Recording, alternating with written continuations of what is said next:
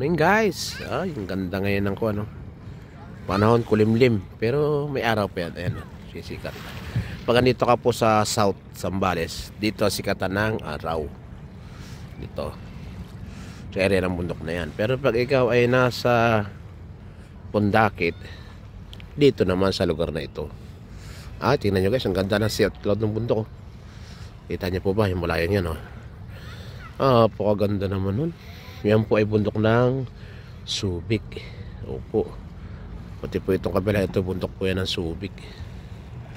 Ito naman sa may taas ng Hanji na to, itong alam ko nakakasakap na po dyan ay San Antonio na. Ganda ng sea of cloud. Lamig niyan dyan guys.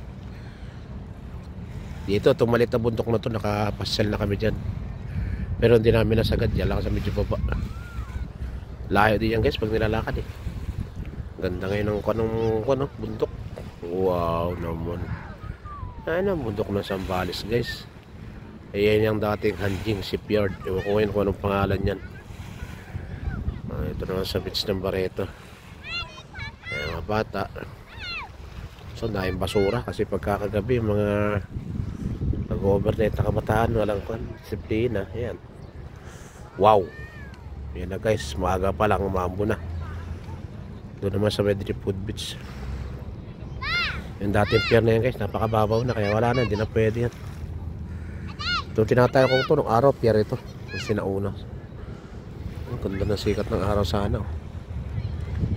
Ambon-ambon naman guys. Tayo naglibot-libot muna, naghatid ng bata para may pakita naman sa inyo yung viewing.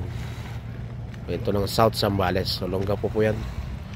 Ayan po yung custom. Ngayon yung barko ng Philippine Navy. Guys, mga barko ng Philippine Navy. Hindi ko alam yung isa kung sa Philippine Navy yun o sa American.